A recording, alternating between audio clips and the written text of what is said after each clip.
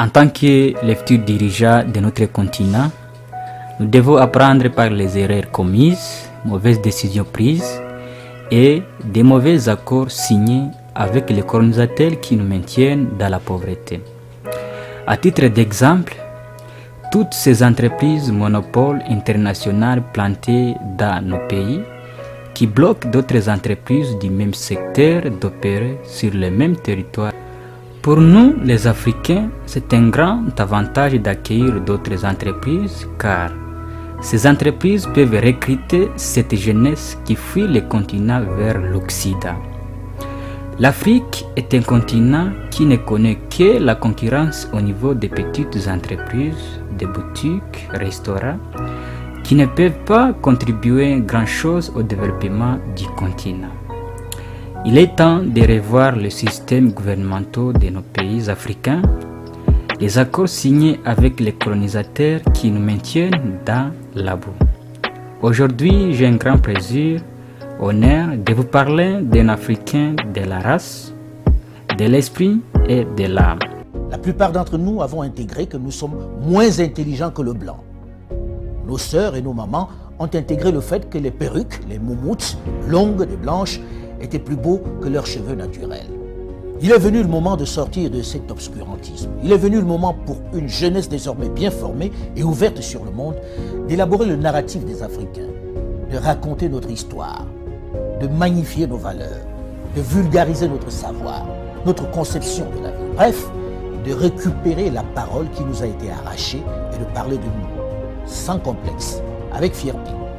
C'est pourquoi j'encourage les jeunes à produire autant qu'ils le peuvent, que ce soit dans la littérature, la culture ou dans le domaine de l'audiovisuel. Les programmes sur nos médias doivent ressembler à nous. Ils doivent refléter nos réalités. Nos feuilletons, nos films, nos jeux doivent ressembler à nous. Fini le mimétisme. Bienvenue, chers auditeurs de L'Homme qui a changé l'histoire.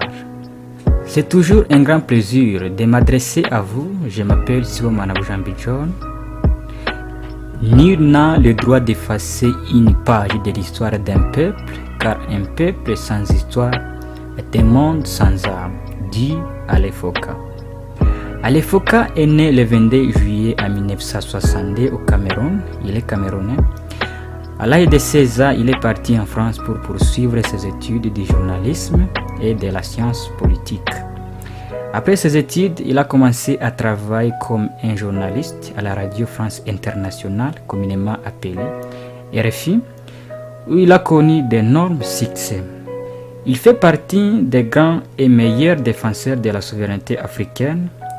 Après avoir réalisé que la vraie histoire de l'Afrique n'est pas écrite, il fait tout ce qui est à son pouvoir pour narrer cette histoire en réalisant des séries de documentaires comme Archives d'Afrique, les rendez-vous de l'histoire contemporaine du continent.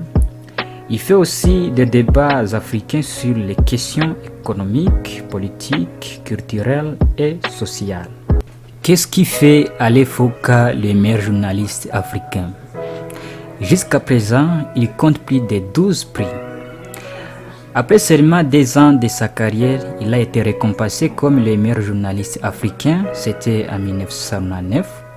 Quelques années plus tard, en 2005, il a reçu le prix Camerounais Press Awards et en 2008, prix des meilleurs journalistes africains de l'année pour la seconde fois. En 2016, il a reçu le trophée de Nelson Mandela du meilleur journaliste, qui lui a beaucoup marqué. Et en 2020, prix des forums de Bamako du meilleur journaliste africain de la décennie. Mes chers amis africains, nous devons soutenir, combattre aux côtés de nos frères qui se sont engagés dans cette lutte de libérer l'Afrique, afin d'être libres et développer notre continent. Nous avons tout pour être indépendants, nous avons tout pour se développer. Nous avons des matières premières à utiliser pour fabriquer tout ce qu'on a besoin. Nous avons des terres à cultiver, nous avons des diamants, nous avons le pétrole, le gaz. Je ne peux pas tout citer, vous les connaissez bien. Si vous voulez apprendre plusieurs choses sur ces meilleurs journalistes africains, veuillez taper sur Twitter Ali Foka. Il a plus de 135 000 abonnés. Sur YouTube, Ali Foka officiel, il a plus de 474 abonnés. Et sur Facebook, il a plus de 174 abonnés.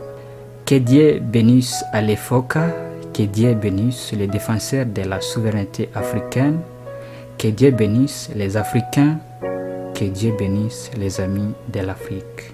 À très bientôt, c'est Siwamana Bujambi John.